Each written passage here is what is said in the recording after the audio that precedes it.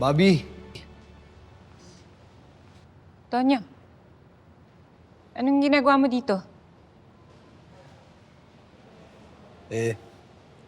Alam ko nandito ka ngayon kaya pinuntahan kita.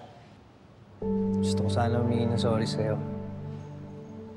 Dahil dun sa nangyari kanina, alam ko napagtaasan kita ng boses Ako nga rin Pasensya ka na. Tama rin naman si Chief. Kailangan talaga matuto tayong paghiwalayin yung personal nating buhay sa trabaho. Agree naman ako dyan. Kaya lang minsan, hindi maiwasang mapaghalo Lalo na yung kay Mayor Glenn.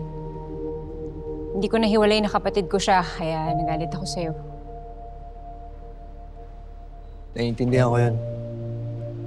Tonyo, kailangan niyo ba talagang imbestigahan si Mayor? Di bang sabi naman ni Chief, ayaw na niyang paimbestigahan? Okay lang ba na iwan na lang natin yun dun? Sige. Mas mabuti nga na iwan na lang natin yun dun.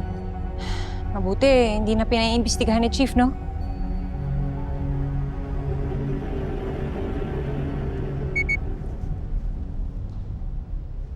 Si Noble.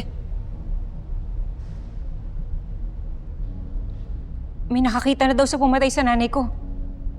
Tonyo, kailangan ko ito puntahan, ha? Mauna na ako. Sige, basta mag-ingat ka at update mo ako, ha? Sige, mauna na ako.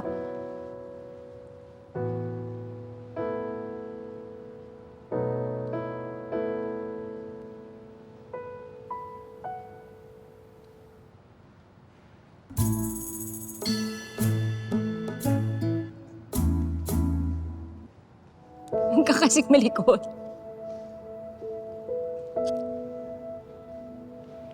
Sige.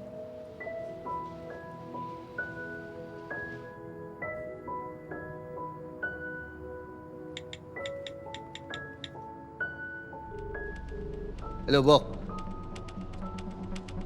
Tuloy tayo mamaya.